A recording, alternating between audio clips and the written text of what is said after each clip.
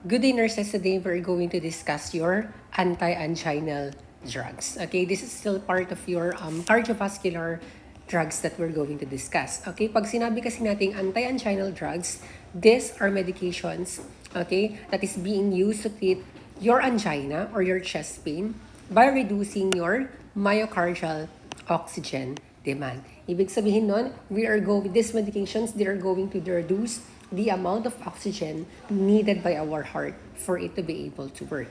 Okay? Kapag ganun, pag na-reduce po natin ang myocardial oxygen demand ng ating heart, we can already increase your supply of oxygen to your heart. Okay, para mas maintindihan natin yung concept ng ating medication, we need to first discuss briefly your angina or your angina pectoris or your chest pain. So this condition class, pag sinabi kasi nating angina, no, nagkaroon po ng problem or nagkaroon ng insufficiency dun sa oxygen supply papunta sa ating myocardium. Ngayon, ano yung involved dun na Ano yung involved dun na blood vessels? It's your coronary arteries. Kasi your coronary artery, this is the artery that supplies your blood to your heart. Okay, so i-discuss lang natin saglit. Ngayon, pag sinabi kasi natin sanina, angina pectoris, nagkaroon po na, ano ba yung problem dyan? Ano yung culprit dyan? Nagkaroon po ng tinatawag na atherosclerosis or nagkaroon ng build-up of your fats or plaque deposits in your coronary arteries. That result to what? That will result to narrowing of your arteries. Ngayon, kapag nag-narrow ang ating arteries, magkakaroon pa po ba ng enough na blood supply? Definitely, magdi-decrease din po ang blood supply ng ating arteries papunta sa ating heart. Ngayon, kapag nag-decrease ang ating blood supply, we all know that your blood carries your oxygen. Magdi-decrease din po automatically ang oxygen supply papunta sa ating myocardium. Ngayon, kapag nag-decrease, hindi enough, hindi sufficient ang ating oxygen supply papunta sa ating myocardium, magkakaroon po ng decreased tissue perfusion. Ngayon, kapag nag-decrease ang ating tissue perfusion, since kulang po or walang oxygen or kulang ang oxygen na kailangan gamitin ng ating myocardium, ang mangyayari po dyan, of course, it will result to what? Magkakaroon pa ng anaerobic respiration. Ngayon, kapag nagkaroon po ng anaerobic respiration, ibig sabihin, that is the respiration or respiration that does not require oxygen. Okay lang sana siya. But then, the problem in here is that kapag nagkaroon ng anaerobic respiration, ang mangyayari, magkakaroon po siya ng production of this byproduct. Ano yung byproduct na yun?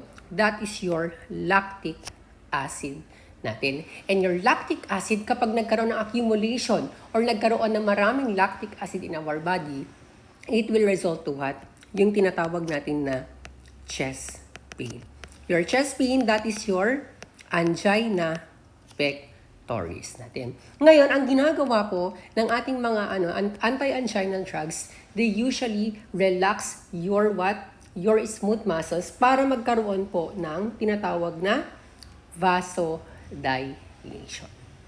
Okay, so ngayon, sa ating anti-anginal drugs, meron po tayong tatlong klase.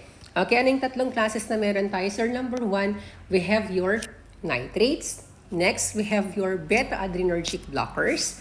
And we also have your calcium channel blockers natin. Ngayon, meron pa silang kanya-kanyang indication yan. Number 1, dun po muna tayo sa ating nitrates. Your nitrates, okay, they are being used to treat your acute angina. How about with your beta-adrenergic blockers? These beta blockers, they are being used to treat your long-term prevention of your angina. With your CCB or your calcium channel blockers, they are being used to treat, just in case nag-fail po itong mga medications natin, other classes of your anti-anginal, they are the last resort to prevent your angina.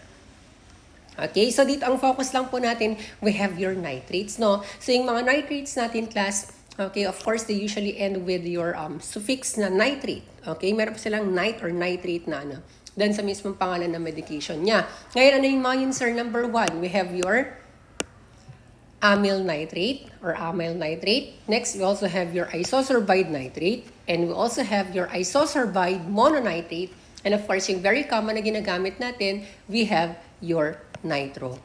glycerin natin. So ngayon, itong mga nitrates natin na to, they have actually multiple routes of administration or kung paano natin siya i-administer.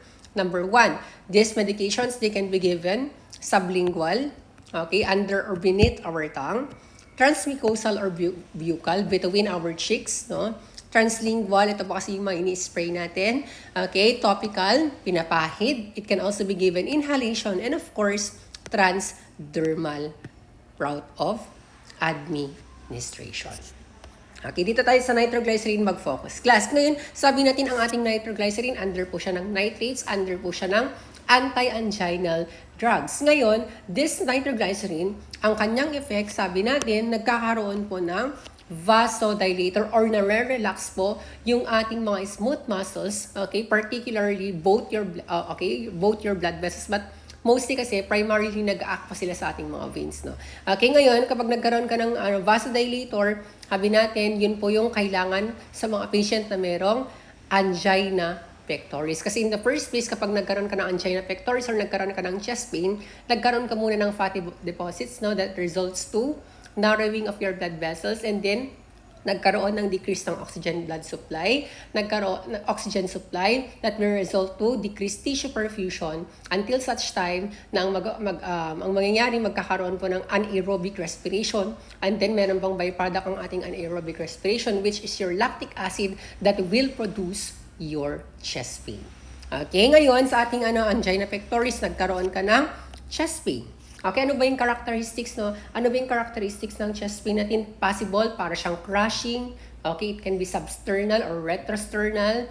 And then, possible, pwede siyang mag-radiate, no? Yung pain natin into your jaw. Okay, into your left arm or left shoulder natin. That is the characteristic of your pain in your angina pectoris. Ngayon, this nitroglycerin, we have to give this. It can be given before, okay? Bago ka magkaroon ng chest pain, pwede po tayong magbigay ng ating anti-anginal, specifically your nitroglycerin. Bakit, sir? Kasi pwedeng, for example, yung patient natin, mas maganda kasi na, tawag dito, ma-anticipate natin yung reoccurrence ng pain so that we could actually give your medication para hindi po siya magkaroon ng pain. Ngayon, it can also be given after, okay? After your chest pain. Okay, pag nag-occur ang chest pain, pwede pa rin tayong magbigay ng ating tinatawag na nitroglycerin. Ngayon, tandaan ninyo to, class, ha, ang ating nitroglycerin, ang maximum po na kailangan nating maibigay sa patient natin. Okay, for example, nagka-chest pain siya, you can give first tablet. Okay, kasi orally, meron din pa tayong medications or meron din tayong nitroglycerin that can be given orally. Okay, una muna, okay, pag nagkaroon tayo ng chest pain, you can give your nitroglycerin. And then next, after 5 minutes, okay, hindi pa rin nare-relieve ang pain ng patient natin, you can give again another nitroglycerin. And then, after 5 minutes, after maibigay yung second dose of your nitroglycerin, hindi pa rin siya nare-relieve, you can already give your last dose of your nitroglycerin. Okay, and then kapag 3 beses ka na nagbigay ng ating nitroglycerin with that 5-minute intervals, and then hindi pa rin na-relieve ang kanyang pain, we can already suspect or we can already determine na hindi na po basta-basta or ordinaryong angina pectoris or chest pain yung nararamdaman ng patient, but then it can lead to what? MI or myocardial infarction or your heart attack natin. Kapag nakatatlong tablets siya, hindi pa rin umuubra, hindi pa rin nag-work ang ating nitroglycerin, what are you going to do? Your patient is already suspected for MI. You have to rush your patient to hospital already. Okay, ngayon, or that's why magkakaroon na sila ng tawag dito, pag na-rush na ng hospital, of course, automatically ang intervention or medical intervention kasi ng MI, they can already give your morphine sulfate natin. Okay, ngayon, tandaan natin ito, class, ha, ang ating nitroglycerin, ang kanyang expiration date or ang kanyang validity is only 6 months lang po. Okay, for example, umabot pa ng 6 months yung ating, hindi pa natin nauubos yung medication natin, and then natapos na po ang 6 months, you can already discard it. Kasi, kapag hindi mo yan diniscard within 6 months, hindi na-consume within 6 months, hindi na po yan mag-work. Okay? Ang kanyang potency, ang kanyang efficacy, decrease na po yan. Therefore, ilang beses ka dapat mag-refill ng ating nitroglycerin? At least twice a year. Kasi 6 months lang po yung validity ng ating nitroglycerin. And of course, tandaan natin yung ating mga tablets, okay, na nitroglycerin, ang kanilang packaging or ang kanilang bottle, ang color niyan is dark or amber color, or yung kulay brown ang kanilang color. Kasi in the first place, these medications are considered as what? Photosensitive.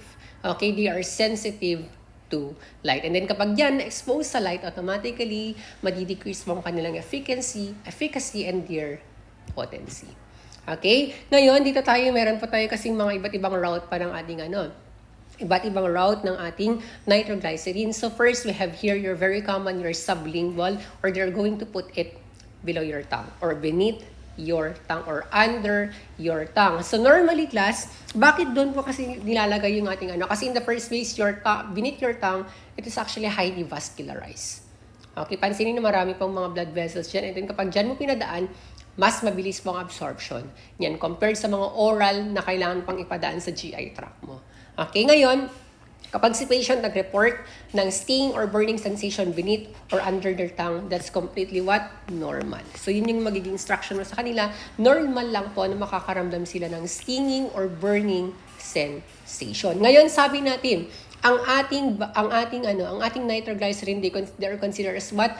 Vasodilators. Pinapaluwang po nila ang ating mga blood vessels. Ngayon, kapag lumuwang ang ating mga blood vessels, mag-i-increase kaya ang BP or mag-decrease? Mag-decrease ang ating blood pressure. That will result to hypotension. And one of the symptoms of hypotension, possible na magkaroon siya ng dizziness. Therefore, kapag nagkaroon ng dizziness, mataas ba ang risk ni patient mag-develop or magkaroon, or mataas ba ang kanyang risk for injury and fall? Definitely yes. Therefore, ang ating number 1 priority is your safety.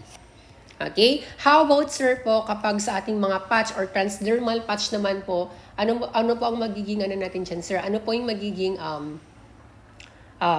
health teaching sa atin kapag patch po or transdermal naman po ang ating route of administration? Number 1, we are using this one to prevent chest pain. Bakit kailangan nating mag-prevent ng chest pain sa mga patients who are, tawag dito, meron ng, nagkaroon na ng angina pectoris? Because we want to sustain their activities of daily living. So, anticipatory na yun. For example, para hindi na po magkaroon ng reoccurrence ng chest pain, you're already going to give your nitroglycerin. Kapag transdermal patch po, ang route of administration niya within at least 12 hours po iyan.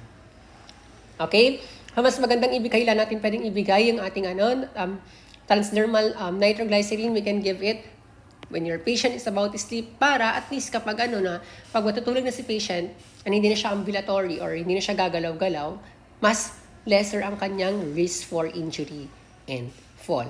So, kailan po dapat natin, ano dapat yung mga occasion na kailangan nating paglagyan ng ating transdermal patch nitroglycerin? You're going to put it in your, or you're going to apply it in your non-hairy parts of your body. Okay, non-hairy mo dapat i-dedicate yung ating transdermal patch na nitroglycerin. Kasi kapag may hair yan, it will delay or it will affect or it will alter yung mismong absorption or yung mismong pharmacokinetics ng ating transdermal patch na nitroglycerin. And of course, you're going to put it proximal to your heart, or ibig sabihin, dapat malapit po yan sa ating heart para mas mabilis po siyang mag-take effect. And of course, dito nakalagay, you have to rotate the site. Bakit kailangan po natin i-rotate yung site?